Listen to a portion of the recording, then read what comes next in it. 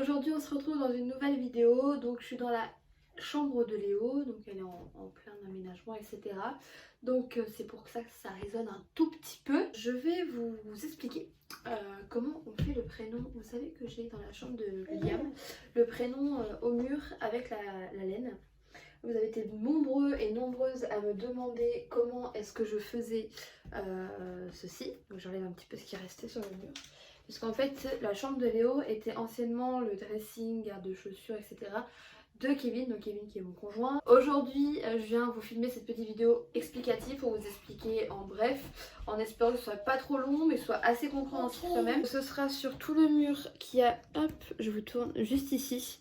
Donc en fait, vous avez la porte d'entrée qui est par là, et en fait tout le prénom va être sur le mur juste ici. Donc là je vais dépoussiérer le mur, bien le nettoyer, enlever les petites pointes qui restent à droite. Vous voyez là il reste encore une pointe ici et il y en a une encore qui est un peu plus haut. Je vous explique le matériel qu'il faut et après on va partir. Vous entendez le petit nounours de Léo.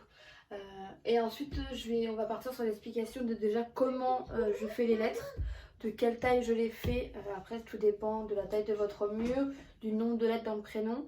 Mais moi je sais que Léo il en a 4, donc ça va être L-E-H-O, parce que je ne mets pas l'accent sur le E parce que ça va être trop compliqué après. Donc ce sera L-E-H-O qui seront disposés sur le mur à peu près comme ceci. Si je me trompe pas, ouais ça va être même comme ça.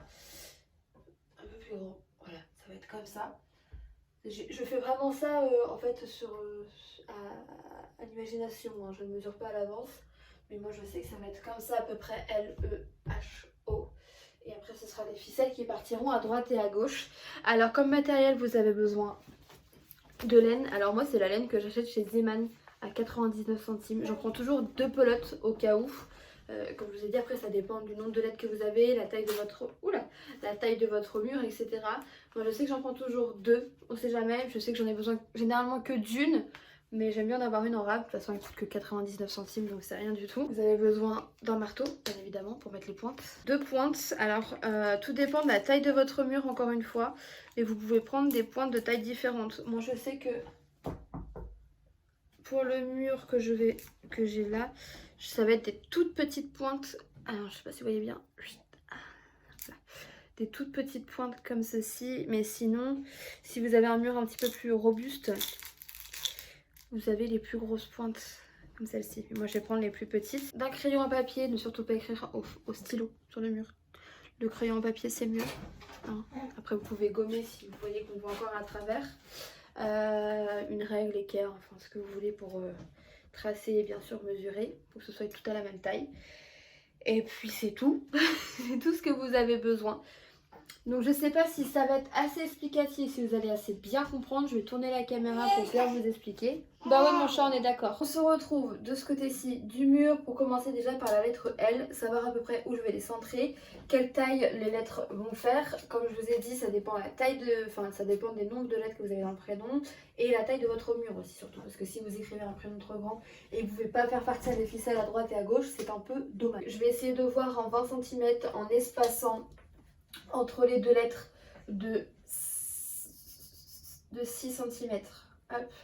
Voilà, donc là vous avez le départ de la lettre L, un espace, le départ de la lettre E.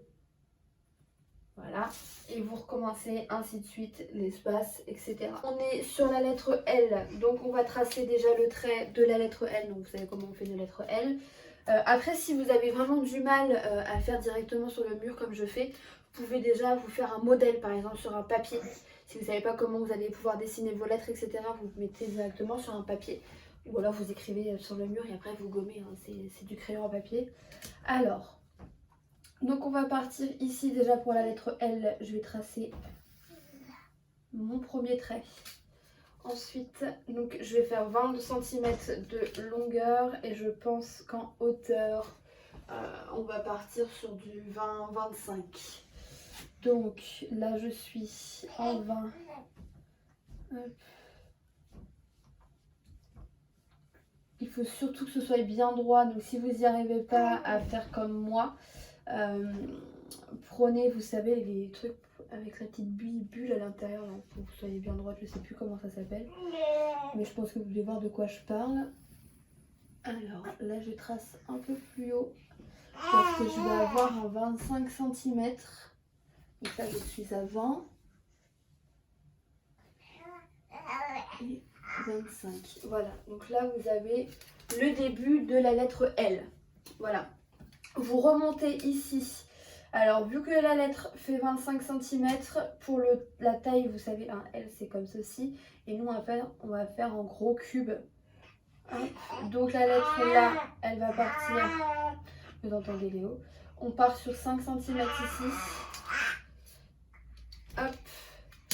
Et ici, on va prendre 15 pour qu'il reste 5 cm ou même un peu moins, 13, 14. Et du coup, ça va faire un espace comme ça, parfait. Donc là, je vais prendre 14 cm, toujours en essayant d'être bien droite. Vous entendez Léo qui discute. Donc vous commencez à voir ma lettre L qui se dessine. Ensuite, eh bien, tout simplement, on va remonter la lettre juste ici pour arriver jusqu'à la pointe du haut et pouvoir finir la lettre L. Hop. Hop, hop, hop. Là, vous avez votre lettre L qui est juste ici. Ensuite, je vais enchaîner sur le E, le H et le O.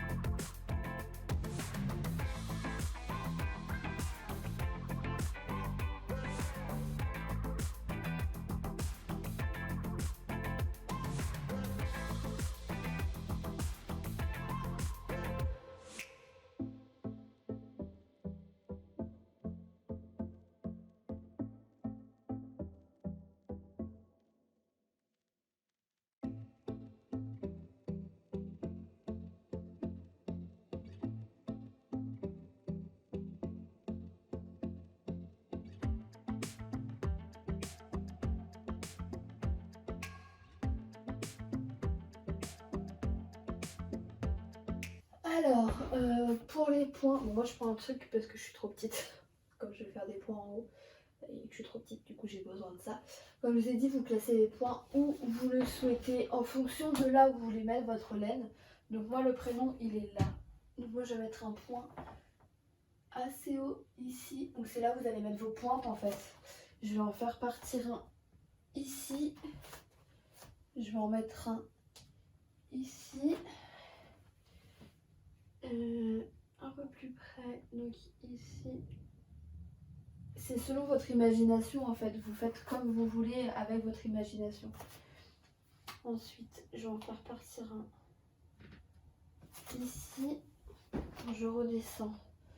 Donc 1, 2, 3, 4, 5, 6. En mettez pas trop non plus, parce qu'après ça fait pas joli s'il y en a trop. J'en mets un ici, je vais en mettre un ici. Ensuite, par là, je vais en mettre un là, un là, et je vais en faire partir un sur la droite. Donc, ensuite, après que vous avez fait, vous avez placé tous les petits points, en fait, et bah ça va être le moment de commencer à placer les pointes. Donc, toutes les petites pointes. Donc là, ce que je vais faire, j'ai déjà commencé à déplacer, vous savez, sur les points que vous venez de faire au crayon. Bon, je sais pas si vous allez voir. J'ai mis les pointes, donc bien évidemment, faut pas les enfoncer jusqu'au fond. Donc j'ai laissé vraiment une légère au prénom. Généralement, ce que je fais déjà les extrémités, donc tous les coins.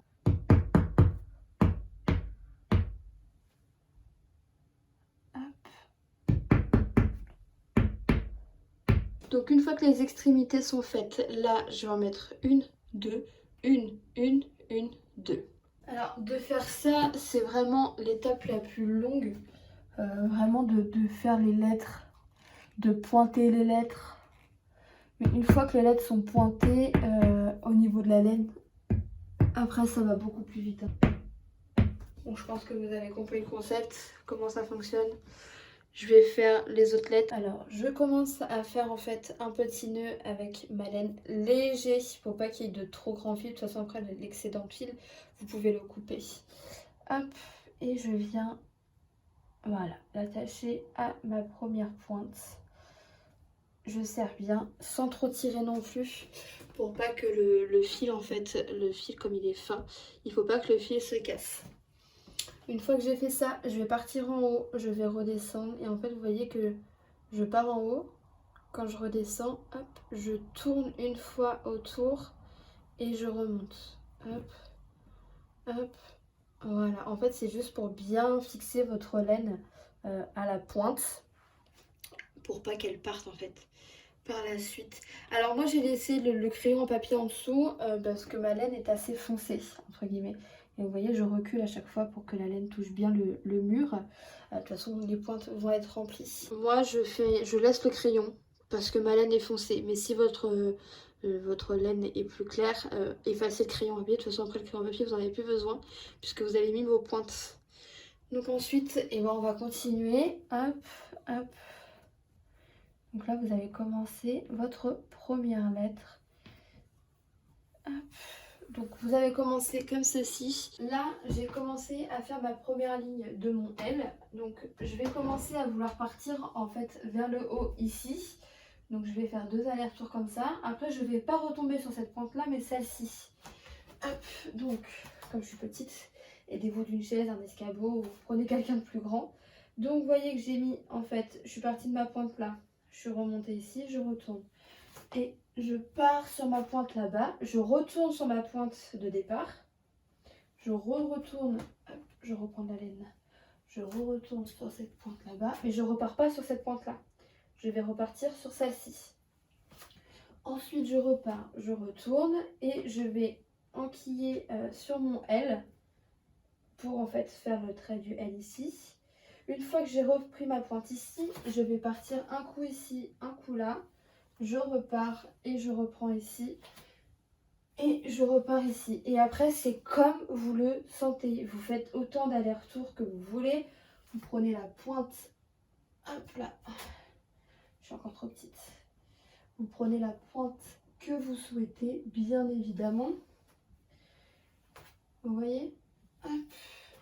Je vais repartir là-dessus. C'est plus joli quand il y a une jolie épaisseur de laine en fait. Si la laine est trop fine et qu'il n'y a pas assez d'épaisseur de laine, ça fait pas très beau. Donc là, vous voyez que j'ai commencé.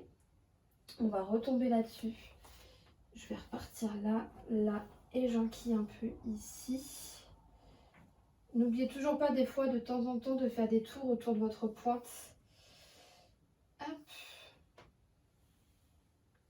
Voilà. Donc là, vous êtes parti là-dessus. Donc là, je vais remonter ici. Et je ne vais pas repartir en fait. Je vais remonter là. Je repars ici. Et je retombe là. Pour commencer à faire mon L. Hop.